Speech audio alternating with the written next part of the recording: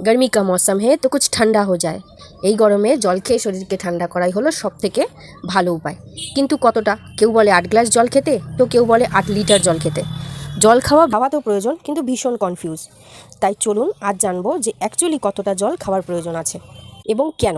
এবার হ্যাবিটও জানবো যে কিভাবে জল খাওয়ার হ্যাবিট বানানো যায়। তো ডেইলি কতটা জল খাওয়ার প্রয়োজন আছে।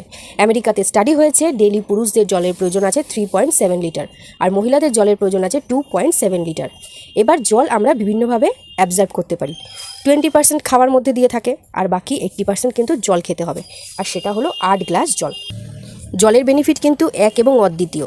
জল খেলে ইনস্ট্যান্ট এনার্জি পাওয়া যায়, স্কিন গ্লো করে, খিদা কম হয়, হজম শক্তি বাড়ায়, প্রেগনেন্সি টাইমে বেবির হেলথ ভালো রাখে, কোষ্ঠকাঠিন্য হয় না, জয়েন্ট পেইন হয় না, শরীরের যত টক্সিন আছে সেগুলোকে বাইরে বার করে দেয়।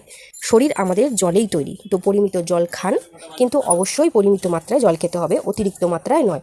জল না খেলে কি হবে?